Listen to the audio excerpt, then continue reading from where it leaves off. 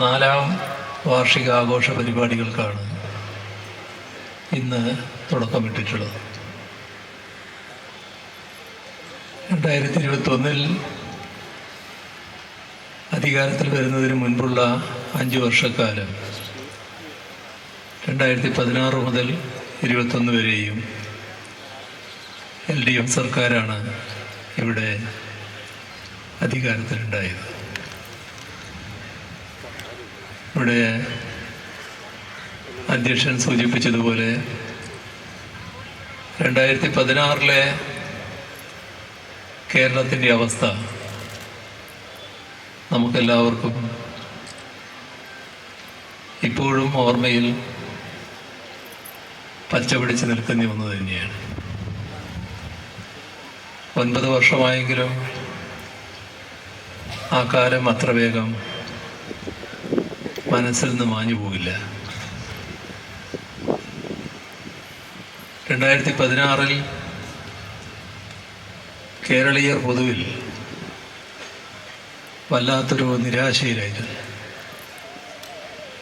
അതിന് പ്രധാന കാരണം നാട്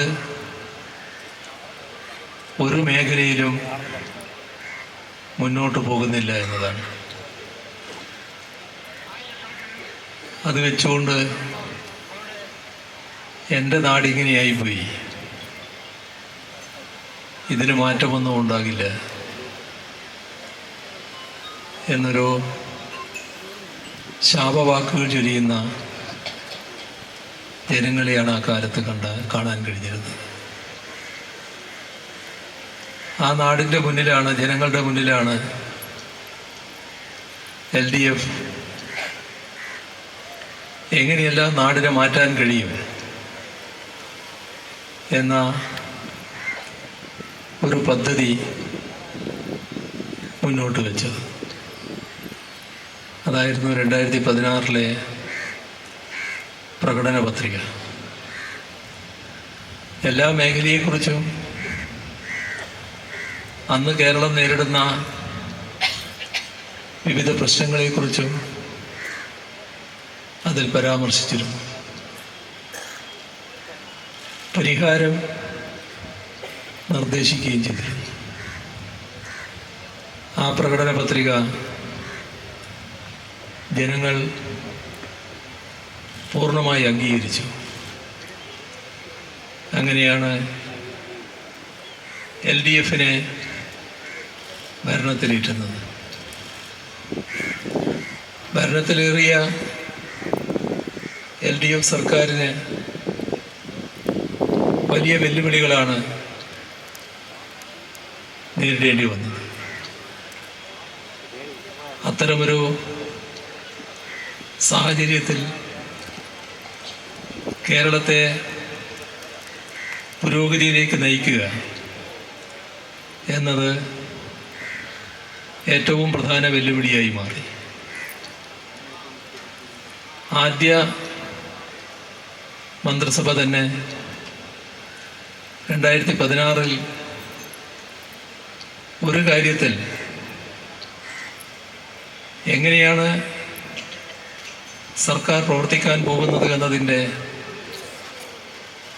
ദിശ വ്യക്തമാക്കുകയുണ്ടായി. ആ ഘട്ടത്തിൽ നമ്മുടെ നാട്ടിലുണ്ടായിരുന്ന ക്ഷേമ പെൻഷൻ 600 രൂപ മാത്രമായിരുന്നു. അത് 18 മാസത്തെ കുടിശ്ശികയുണ്ടായിരുന്നു. ആദ്യ മന്ത്രിസഭാ യോഗം ആ കുടിശ്ശിക മുഴുവൻ കൊടുത്തു തീർക്കാൻ തീരുമാനിച്ചു. നമ്മുടെ നാടിൻ്റെ പാവപ്പെട്ട ജനവിഭാഗങ്ങളോട് സർക്കാർ സ്വീകരിക്കാൻ പോകുന്ന സമീപനമെന്ത് എന്നാണ് അതിലൂടെ വ്യക്തമായത്. അതിൻ്റെ തുടർച്ചയായി ആ ക്ഷേമ പെൻഷൻ മെല്ലെ മെല്ലെ വർധനവ് തുടങ്ങി. 600 രൂപയുണ്ടായിരുന്ന ക്ഷേമ പെൻഷൻ 1600 രൂപയായി. നമ്മുടെ സംസ്ഥാനത്തെ 60 ലക്ഷം പേർക്ക് ആ പെൻഷൻ നൽകുന്ന സ്ഥിതിയും വന്നു. ഇവിടെ കേരളത്തിൻ്റെ എല്ലാ കുടുംബങ്ങളും താല്പര്യപൂർവ്വം നോക്കുന്ന കാര്യമാണ് വിദ്യാഭ്യാസ സൗകര്യങ്ങൾ. നിർഭാഗ്യവശാൽ 2016 മുൻപുള്ള കാലം ഓരോ കുടുംബവും വല്ലാത്തൊരു ആധിയിലാവുകയായിരുന്നു. കുട്ടികളുടെ പഠനം, അതിനുള്ള സൗകര്യങ്ങൾ, നമ്മുടെ പൊതുവിദ്യാഭ്യാസ മേഖലക്കുള്ള ഒട്ടേറെ ന്യൂനതകൾ, ഇതിനെക്കുറിച്ചെല്ലാം എല്ലാ കുടുംബങ്ങളിലും വേവലാതികളുണ്ടായി. നമ്മുടെ പാഠപുസ്തകങ്ങൾ കുട്ടികൾക്ക് ലഭ്യമാക്കുന്നതിന് വേറെ പ്രയാസമൊന്നുള്ളതല്ല. കാരണം ബസ്സിൽ അച്ചടിക്കാൻ കൊടുത്താൽ കൃത്യമായത് അച്ചടിച്ച് കിട്ടുന്ന കാര്യമാണ്. പക്ഷേ ആ കാലത്ത് പാഠപുസ്തകങ്ങളുടെ പാഠഭാഗങ്ങൾ ഫോട്ടോസ്റ്റേറ്റ് എടുത്ത് കുട്ടികൾക്ക് ക്ലാസ്സിൽ പോകേണ്ട, പഠിക്കേണ്ട ഗതികളുണ്ടായി. എത്രമാത്രം തകർന്നടിഞ്ഞ രംഗമായിരുന്നു അത് എന്നാണ് അത് വ്യക്തമാക്കുന്നത്. നമ്മുടെ വിദ്യാലയങ്ങൾ, പൊതുവിദ്യാഭ്യാസത്തിൻ്റെ ഭാഗമായിട്ടുള്ള വിദ്യാലയങ്ങൾ വല്ലാത്ത ദുരിതത്തിൽ, പൊട്ടിപ്പൊളിഞ്ഞ ബെഞ്ചുകൾ, വലിയ തോതിൽ അപകടാവസ്ഥയിലുള്ള പല സ്കൂൾ കെട്ടിടങ്ങൾ, എല്ലാം കൊണ്ടും ഒരു ജീർണത ബാധിച്ച അവസ്ഥ. കുട്ടികളാണെങ്കിൽ ഈ സ്കൂളിൽ പഠിക്കേണ്ട എന്ന നിലപാടിൽ രക്ഷിതാക്കളും തൻ്റെ കുട്ടി ഈ സ്കൂളിൽ പഠിക്കേണ്ട എന്ന നിലയിൽ 5 ലക്ഷത്തോളം കുട്ടികൾ പൊതുവിദ്യാഭ്യാസ മേഖലയിൽ നിന്ന് കൊഴിഞ്ഞുപോയി. നമ്മുടെ വിദ്യാഭ്യാസ രംഗം ആദായത്തിൻ്റെ ഭാഗമായി കണക്കുകൂട്ടൽ തുടങ്ങി. ഒരു പുതിയ പദം ആ കാലത്ത് വന്നു, അനാദായകരം. ആ പട്ടികയിൽപ്പെടുത്തി വലിയൊരു ലിസ്റ്റ് തയ്യാറാക്കി. അതിലൂടെ സ്കൂളുകൾ അടച്ചുപൂട്ടൽ ആരംഭിച്ചു. ഇതായിരുന്നു 2016 അവസ്ഥ. അവിടെയാണ് LDF സർക്കാർ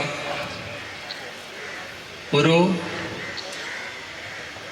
മിഷൻ പ്രോഗ്രാം, പൊതുവിദ്യാഭ്യാസ സംരക്ഷണ യജ്ഞം എന്ന പേരിൽ ആരംഭിച്ചു. നിങ്ങളെല്ലാവരും അതിൽ പങ്കുവഹിച്ചവരാണ്. നാടും നാട്ടുകാരും സ്കൂളിലെ വിദ്യാർത്ഥികളും അധ്യാപകരും രക്ഷാകർത്താക്കളും പൂർവ്വ വിദ്യാർത്ഥികളും തദ്ദേശഭരണ സ്ഥാപനങ്ങളും മറ്റ് ജനപ്രതിനിധികളും എല്ലാം കൂടെ സർക്കാരും ചേർന്നു. അതിൽ കൃത്യമായി സ്കൂളുകളിൽ വരേണ്ട മാറ്റം എന്ത് എന്നതിനെക്കുറിച്ച് വ്യക്തമായ ധാരണ സർക്കാരിനുണ്ടായി.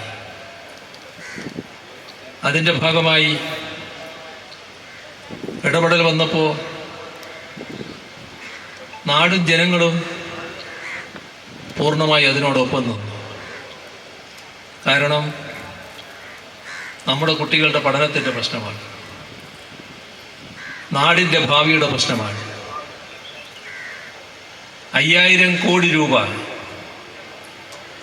ഇതിനായി നമ്മുടെ സംസ്ഥാനത്ത് ചെലവഴിച്ചു. അതിലൂടെ സ്കൂൾ കെട്ടിടങ്ങളുടെ നവീകരണം നടന്നു, പുതിയ സ്കൂൾ കെട്ടിടങ്ങൾ വന്നു, സ്മാർട്ട് ക്ലാസ് റൂമുകൾ വന്നു,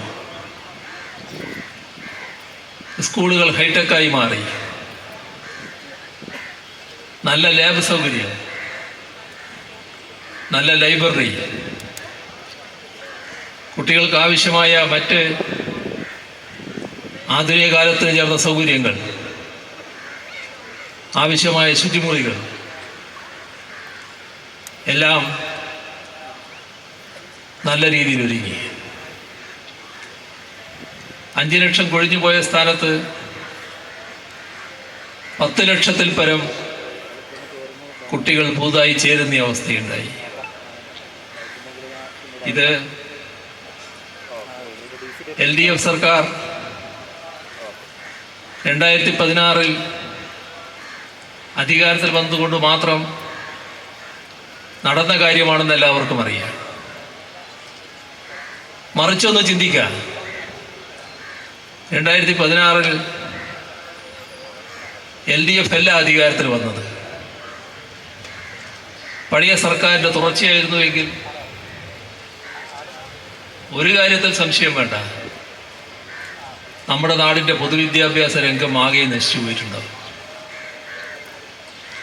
നമ്മുടെ രാജ്യത്ത് ചിലയിടങ്ങളിൽ പോയാൽ ഇവിടെ പണ്ടൊരു സ്കൂൾ ഉണ്ടായിരുന്നു എന്ന് പറയുന്ന പ്രദേശങ്ങളിൽ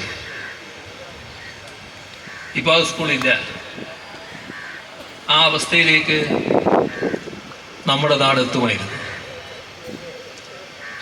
അതിനാണ് മാറ്റം കുറിക്കാൻ നമുക്ക് കഴിഞ്ഞത്.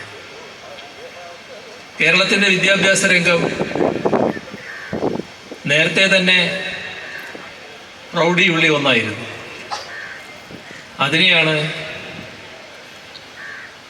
ഏത് രീതിയിൽ തകർത്തു എന്നത് 2016 നമുക്ക് കാണാൻ കഴിഞ്ഞത്. ഇതേപോലെ നല്ല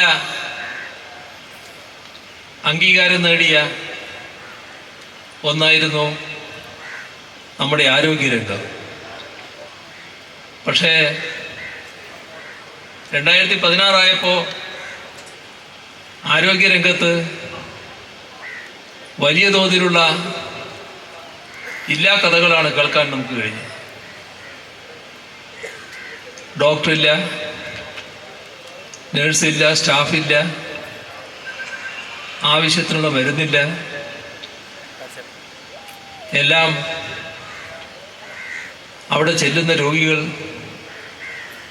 പുറത്തു നിന്ന് വാങ്ങേണ്ടി വരുന്നു. ഇങ്ങനെ അങ്ങേയറ്റം പരിതാപകരമായ അവസ്ഥ. അവിടെയാണ് ആർദ്രം മിഷൻ കേരളത്തിൻ്റെ ആരോഗ്യരംഗം മാറ്റിത്തീർക്കുന്നതിനും ശാക്തീകരിക്കുന്നതിനും LDF സർക്കാർ പ്രഖ്യാപിച്ചു. ആർദ്രം മിഷന്റെ ഭാഗമായി കേരളത്തിൻ്റെ ആരോഗ്യരംഗത്തിന് വന്ന മാറ്റം അത് പിന്നീട് രാജ്യവും ലോകവും അംഗീകരിച്ചു. നമ്മുടെ കോവിഡ് മഹാമാരി ലോകം വലിയ സമ്പൽ രാഷ്ട്രങ്ങളടക്കം അതിൻ്റെ മുന്നിൽ വിറങ്ങലിച്ചു നിന്നു. സമ്പത്തിൻ്റെ പറുദീസയായി കണക്കാക്കപ്പെടുന്ന രാഷ്ട്രങ്ങൾ അല്ലെങ്കിൽ രാഷ്ട്രം കോവിഡിന് മുന്നിൽ മുട്ടുകുത്തുന്നത് നമ്മൾ കണ്ടു. എന്തായിരുന്നു ഏറ്റവും മൂർധന്യ ദശ? വെന്റിലേറ്ററിലേക്ക് പോകണം. രോഗി വെന്റിലേറ്ററിലേക്ക് പോകുന്നു. വെന്റിലേറ്റർ സൗകര്യമില്ല. അപ്പോ ആ രാജ്യമോ അല്ലെങ്കിൽ ചില രാജ്യങ്ങളോ നിശ്ചിത പ്രായത്തിന് മേലെയുള്ളവർക്ക് വെന്റിലേറ്റർ സൗകര്യം കൊടുക്കേണ്ടതില്ല. അപ്പോൾ നിശ്ചിത പ്രായത്തിന് മേലെയുള്ളവർ മരിച്ചോട്ടെ, അതാണ് കണക്ക്. ഇതൊരു ഭാഗം. വേറൊരു ഭാഗം, ഒരു രോഗി വെന്റിലേറ്ററിൽ കിടത്തേണ്ട രോഗി വരുന്നു. വെന്റിലേറ്റർ ഒന്നും ഒഴിവില്ല. ഈ രോഗിയെ കിടത്തണം, വെന്റിലേറ്ററിലേക്ക് കിടത്തണം. അപ്പോ ഒരു ഡോക്ടറും സാധാരണഗതിയിൽ ചെയ്യാൻ തയ്യാറാകാത്ത ആ കാര്യം ചെയ്യാൻ അവിടുത്തെ ഡോക്ടർമാർ നിർബന്ധിതരാകുന്നു. എന്താണത്? വെന്റിലേറ്ററിലുള്ള ഒരു രോഗിയുടെ വെന്റിലേറ്റർ ബന്ധം വിച്ഛേദിക്കുന്നു. കൈപറച്ചുകൊണ്ടായിരിക്കും അവർ ചെയ്തിട്ടുണ്ടാവുക. ആ രോഗിക്ക് എന്ത് സംഭവിക്കുമെന്ന് നല്ല നിശ്ചയം അവർക്കുണ്ട്. ഇയാളെ മാറ്റി പകരം ആളെ നിശ്ചയിക്കുന്നു. ഇതെല്ലാം വലിയ സമ്പൽ രാഷ്ട്രങ്ങളിൽ നടന്ന കാര്യമാണ്. പക്ഷേ നമ്മുടെ ഈ കൊച്ചു കേരളം ലോകത്തിനു മുന്നിൽ അത്ഭുതമായി നിന്നു. കോവിഡിന് മുന്നിൽ മുട്ടുമടക്കേണ്ട അവസ്ഥ കേരളത്തിനുണ്ടായില്ല. കോവിഡ് ഏറ്റവും മൂർധന്യദശയിൽ കഴിയുമ്പോൾ നമ്മുടെ കേരളത്തിൽ ആവശ്യത്തിനുള്ള ഹോസ്പിറ്റൽ ബെഡുകൾ, ഓക്സിജൻ ബെഡുകൾ, ICU ബെഡുകൾ, വെന്റിലേറ്ററുകൾ എല്ലാം ഒഴിവുണ്ടായിരുന്നു. ഒന്നിനും കുറവുണ്ടായില്ല. എന്തുകൊണ്ടാണത്? ആർദ്രം മിഷനിലൂടെ നമ്മുടെ സംസ്ഥാനത്തെ ആരോഗ്യ മേഖലയിലെ സൗകര്യങ്ങൾ വലിയ തോതിൽ വർദ്ധിപ്പിച്ചിരുന്നു. പ്രാഥമികാരോഗ്യ കേന്ദ്രങ്ങൾ കുടുംബാരോഗ്യ കേന്ദ്രങ്ങളായി മാറിയത് മാത്രമല്ല, താലൂക്ക് ആശുപത്രി മുതൽ മെഡിക്കൽ കോളേജ് വരെ സൂപ്പർ സ്പെഷ്യാലിറ്റി സൗകര്യങ്ങൾ, അതോടൊപ്പം മെഡിക്കൽ കോളേജുകൾക്ക് പ്രത്യേക മാസ്റ്റർ പ്ലാൻ. ആ മാറ്റം കോവിഡ് വരാൻ പോകുന്നു എന്ന് കണ്ടുകൊണ്ടല്ല, നമ്മുടെ നാട്ടിലെ ജനങ്ങൾക്ക് കൃത്യമായ പരിരക്ഷ ലഭിക്കണം, കൃത്യസമയത്ത് ആരോഗ്യ സേവനം ലഭിക്കണം. അതിനുള്ള ശാക്തീകരണമാണ് ആരോഗ്യ രംഗത്തിന് നാം വരുത്തിയത്. അതിനിടക്കാണ് കോവിഡ് വന്നത്. ഈ ശാക്തീകരണം കാരണമാണ് കോവിഡിന് മുന്നിൽ മുട്ടുമടക്കേണ്ട അവസ്ഥ നമുക്ക് വരാതിരുന്നത്. നമ്മുടെ നാട് വല്ലാതെ വേദനിച്ചു കഴിഞ്ഞ കാലം. ഇവിടുന്ന് ഇങ്ങോട്ട് പോയി മഞ്ചേശ്വരം കഴിഞ്ഞ് തലപ്പാടി കഴിഞ്ഞങ്ങ് പോകുമ്പോൾ പിന്നെ കർണാടകയിൽ നല്ല റോഡുകൾ ആളുകൾ കാണുന്നു. അപ്പുറത്ത്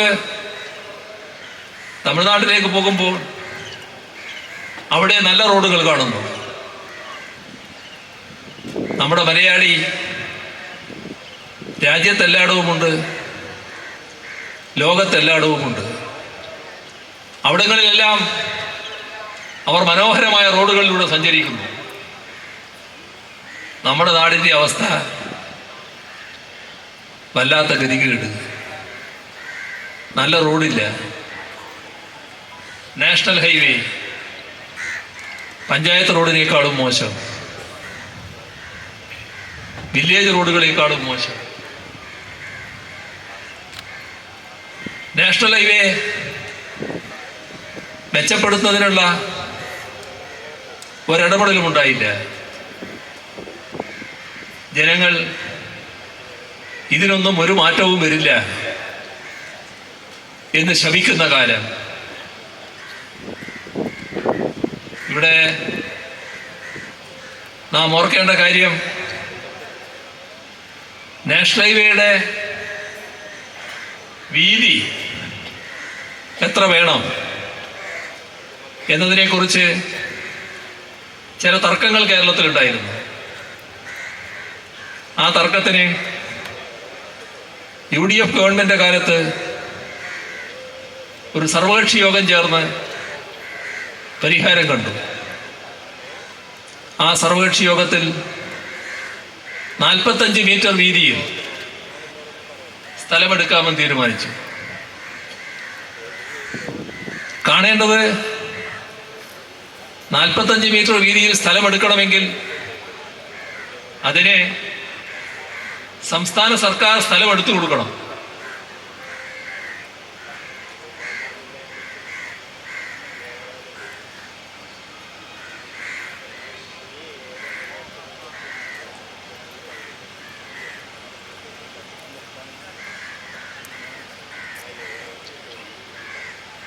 നമുക്ക് സാമ്പത്തിക ബാധ്യതയൊന്നുമില്ല.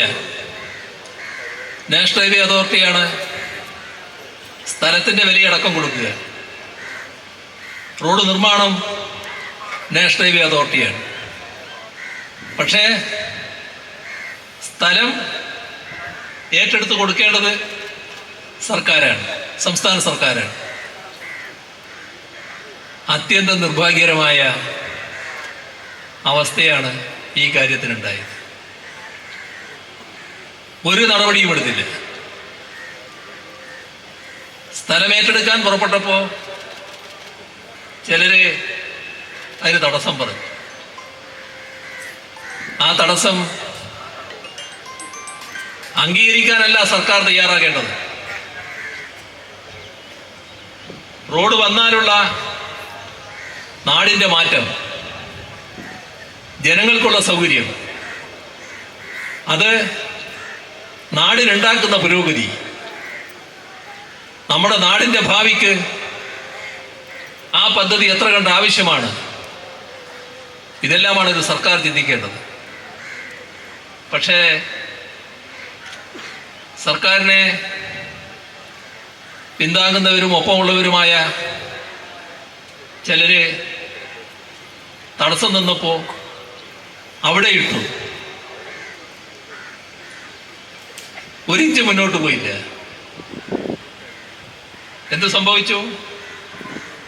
നാഷണൽ ഹൈവേ അതോറിറ്റിയുടെ ആൾക്കാർ പലവട്ടം സമീപിച്ചു, ഒരു ഫലവുമില്ല.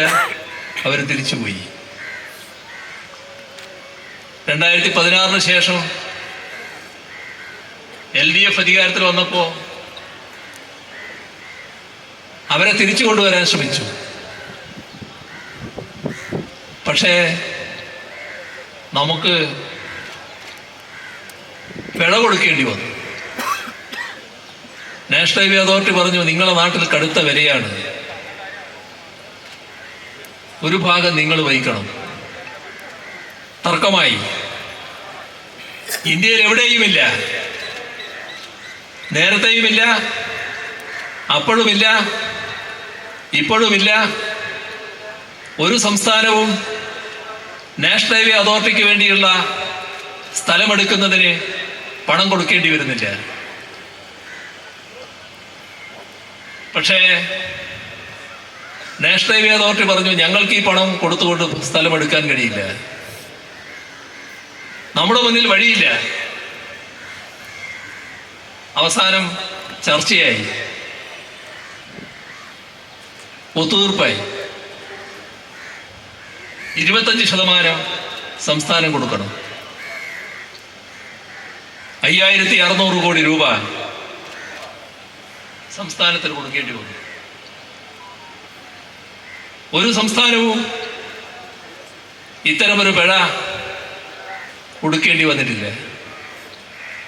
UDF കാണിച്ച കെടുകാര്യസ്ഥതക്ക് നാം കൊടുക്കേണ്ടി വന്ന പിഴ.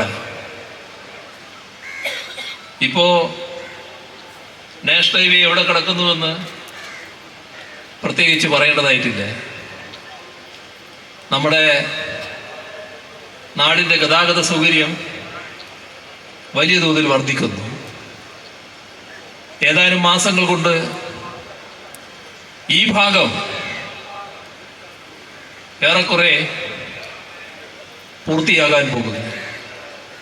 ഇതിൽ ചില ഭാഗം ഏതാനും സമയം കഴിയുമ്പോൾ തന്നെ പൂർത്തീകരിക്കപ്പെടാൻ പോകുന്നു. വലിയ മാറ്റം കേരളത്തിൻ്റെ ഗതാഗത രംഗത്തുണ്ടാകുന്നു. ഇതുപോലെ തന്നെ നടപ്പാക്കാൻ പുറപ്പെട്ട് ഇവിടെയൊന്നും നടക്കില്ല എന്ന ധാരണയിൽ തിരിച്ചുപോയവരായിരുന്നു ഗ്യാസ് അതോറിറ്റി ഓഫ് ഇന്ത്യ. അവർ ഗെയിൽ പൈപ്പ് ലൈൻ ഇടാൻ വന്നവരായിരുന്നു. ഒരു പുരോഗതിയും ഉണ്ടായില്ല. 2016 ശേഷം ഗെയിലുകാരെ തിരിച്ചു വിളിച്ചു LDF സർക്കാർ. നേരത്തെ തന്നെ അത് പൂർത്തിയായി. ഇപ്പോ സുഗമമായി ഗ്യാസ് അതിലൂടെ പ്രവഹിക്കുന്നു. നമ്മുടെ കേരളത്തിൽ ചില പ്രദേശങ്ങളിൽ അടുക്കളയിൽ പാചക ഗ്യാസായി ഈ ഗ്യാസ് എത്തുന്നു.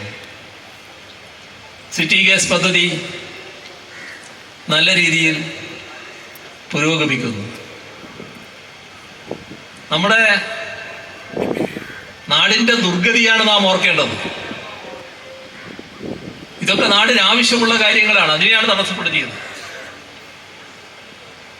2016 മുൻപുള്ള അവസ്ഥ നാം ചിന്തിക്കുമ്പോൾ ഒരു കാര്യം കൂടി പറഞ്ഞത് അവസാനിപ്പിക്കാന്നാ തോന്നുന്നു. അത് എടമൺ കൊച്ചി പവർ ഹൈവേയുടെ കാര്യമാണ്. ആ പവർ ഹൈവേ നിർമ്മാണം ആരംഭിച്ചു. കേരളത്തിൽ ഒരിടത്തെത്തി, പിന്നെ മുന്നോട്ട് പോകുന്നില്ല. ഗവൺമെന്റ് അവിടെ ഇട്ടു. അവിടെ ചിലര് എതിർക്കാൻ തയ്യാറായപ്പോൾ ആ എതിർപ്പിന് വഴങ്ങിക്കൊടുത്തു. അത് ഉപേക്ഷിച്ച് പവർ ഗ്രിഡ് കോർപ്പറേഷൻ തിരിച്ചുപോയി. 2016 അവരെ തിരിച്ചു വിളിച്ചു. പ്രവൃത്തി ആരംഭിക്കാൻ പറഞ്ഞു. നേരത്തെ തടസ്സപ്പെടുത്തിയവർ വീണ്ടും തടസ്സപ്പെടുത്താൻ ശ്രമിച്ചു. ഏതായാലും ആ പണി പൂർത്തിയായി. അതിലൂടെ വൈദ്യുതി ഇപ്പോൾ പ്രവഹിക്കുകയാണ്. ഒരു നാടിനാവശ്യമായ, നാടിൻ്റെ മുന്നോട്ട് പോക്കിന് ഒഴിച്ചുകൂടാത്ത ഇത്തരം കാര്യങ്ങളിലടക്കം അലംഭാവം കാണിച്ചവരായിരുന്നു നമ്മുടെ 2016 മുൻപുള്ള UDF സർക്കാർ. അതിനാണ് മാറ്റം വന്നത്. വലിയ തോതിലുള്ള പശ്ചാത്തല സൗകര്യ വികസനം. അതിൻ്റെ ഭാഗമായി നാഷണൽ ഹൈവേ മാത്രമല്ല, മലയോര ഹൈവേ നല്ല രീതിയിൽ പുരോഗമിക്കുന്നു. തീരദേശ ഹൈവേ പുരോഗമിക്കുന്നു. ഇതെല്ലാം പൂർത്തിയാകുമ്പോൾ കേരളത്തിൻ്റെ ഗതാഗത മേഖലയിൽ വലിയ മാറ്റവും പുരോഗതിയുമാണ് ഉണ്ടാകാൻ പോകുന്നത്. ഇതിൻ്റെ കൂടെയാണ്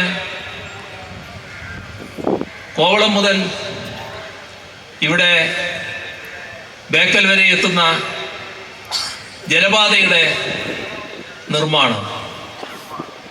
ജലപാത 600 കിലോമീറ്ററോളം ജലപാത എന്ന് പറയുമ്പോൾ അത് കേരളത്തിൻ്റെ പ്രകൃതി രമണീയത കണ്ട് ആസ്വദിക്കാൻ വരുന്ന ടൂറിസ്റ്റുകൾക്ക് വൻപിച്ച ഹരമായി മാറും. വലിയ തോതിലുള്ള ആകർഷകത്വം ആ ജലപാതക്ക് വന്നു ചേരും. അതിൻ്റെ നിർമ്മാണം അതിവേഗതയിൽ നടക്കുകയാണ്. ഏതാനും നാളുകൾ കൊണ്ട് നല്ലൊരു ഭാഗം പൂർത്തീകരിക്കാൻ കഴിയും. ഇവിടെയും കണ്ണൂരും വടകരയുടെ ചില ഭാഗങ്ങളിലും പുതിയ കനാൽ വരേണ്ടതുണ്ട്. അതിനുള്ള പ്രവൃത്തികളും നടന്നുകൊണ്ടിരിക്കുകയാണ്. കുറച്ച് താമസം അതിനുണ്ടാകാം. എന്നാൽ മറ്റു ഭാഗങ്ങൾ നല്ല രീതിയിൽ സഞ്ചാരയോഗ്യമാകാനാണ് പോകുന്നത്. ഇതോടൊപ്പം നമ്മുടെ റോഡുകൾ, നമ്മുടെ പാലങ്ങൾ, അതെല്ലാം ലോകോത്തര നിലവാരത്തിലുള്ളവയായി മാറുന്നു. എല്ലാം വലിയ മാറ്റത്തിന് വിധേയമായിരിക്കുന്നു. നാട് എങ്ങനെ മാറുന്നു എന്നതിൻ്റെ അടിസ്ഥാന സൗകര്യങ്ങൾ എങ്ങനെ വികസിക്കുന്നു എന്നതിൻ്റെ ഏറ്റവും വലിയ ദൃഷ്ടാന്തമായി കേരളത്തെ ആളുകൾ ചൂണ്ടിക്കാണിക്കുന്ന അവസ്ഥ വന്നിരിക്കുന്നു. എങ്ങനെയാണ് ഇത്തരം മാറ്റങ്ങൾ ഉണ്ടാക്കാൻ നമുക്ക് കഴിഞ്ഞത്? നമ്മുടെ നാടിനെ വിഭവശേഷിയിൽ കുറവുണ്ടായിരുന്നു. ആ വിഭവശേഷി നല്ലതുപോലെ വർദ്ധിപ്പിക്കുന്നതിനുള്ള ശ്രമം നാം നടത്തി. പക്ഷേ അത് പെട്ടെന്ന് ഒരു മായാവിദ്യ പോലെ സാധിക്കുന്നൊരു കാര്യമല്ല. അവിടെയാണ് നാം ഒരു ശാസ്ത്രീയ സമീപനത്തിലൂടെ നമ്മുടെ തന്നെ വിഭവത്തെ ഉപയോഗിച്ച് ഒരു പുതിയ വഴിയിലൂടെ എങ്ങനെ ബജറ്റിന് പുറത്തുള്ള വിഭവശേഷി ഒരുക്കാം എന്ന് 2016 ഗവൺമെൻറ് കാണിച്ചത്. അതാണ് പുതിയ നിയമഭേദഗതിയിലൂടെ വന്ന കിഫ്ബിയെ ശാക്തീകരിക്കുന്നതിനുള്ള ഭേദഗതി കൊണ്ടുവന്നു. അങ്ങനെ വന്നപ്പോൾ കിഫ്ബി വഴി 2016 മുതൽ 2021 വരെയുള്ള 5 വർഷക്കാലം 50,000 കോടി രൂപയുടെ പദ്ധതികൾ ഏറ്റെടുക്കുമെന്ന് സർക്കാർ പ്രഖ്യാപിച്ചു. യഥാർത്ഥത്തിൽ ഞാൻ നേരത്തെ പറഞ്ഞ പല പദ്ധതികളിലും കിഫ്ബിയുടെ പണം നല്ലതുപോലെ ഉണ്ടായിട്ടുണ്ട്. അത് വന്നപ്പോൾ നമുക്ക് നമ്മുടെ നാടിൻ്റെ വികസനം, അതിൻ്റെ വേഗത വർദ്ധിപ്പിക്കാൻ കഴിയും. ഇവിടെ കിഫ്ബിയെ പരിഹസിച്ചവരുണ്ട്, എതിർത്തവരുണ്ട്, വലിയ തോതിൽ ആക്ഷേപിച്ചവരുണ്ട്. പക്ഷേ എവിടെ തിരിഞ്ഞു നോക്കിയാലും കിഫ്ബിയുടേതായ അടയാളങ്ങൾ നമുക്ക് കാണാം. സ്കൂളുകളായി, ആശുപത്രികളായി, റോഡുകളായി, പാലങ്ങളായി, വിവിധ പദ്ധതികളായി, മറ്റു പലവിധ കെട്ടിടങ്ങളായി എല്ലാം കിഫ്ബിയുടെ ധനം ഉപയോഗിച്ച് നിർമ്മിച്ചതിൻ്റെ അടയാളങ്ങൾ കാണാൻ നമുക്ക് കഴിയും. ഇത് പിന്നെയും തുറന്നു.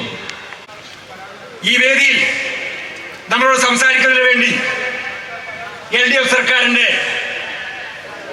പ്രഗത്ഭരായ 3 മന്ത്രിമാർ വേദിയിലുണ്ട്. കേരളത്തിന്റെ പ്രിയപ്പെട്ട റവന്യൂ വകുപ്പ് മന്ത്രി സഖാവ് കെ രാജൻ ഇവിടെ എത്തിച്ചേർന്നിട്ടുണ്ട്. അദ്ദേഹത്തെ സ്നേഹപൂർവ്വം ഈ വേദിയിലേക്ക് സ്വാഗതം ചെയ്യുന്നു.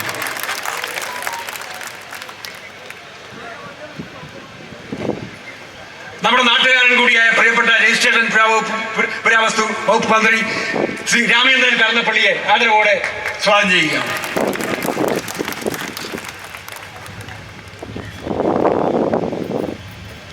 LDFന്റെ ഒട്ടേറെ പ്രമുഖരായ നേതാക്കൾ വേദിയിലുണ്ട്.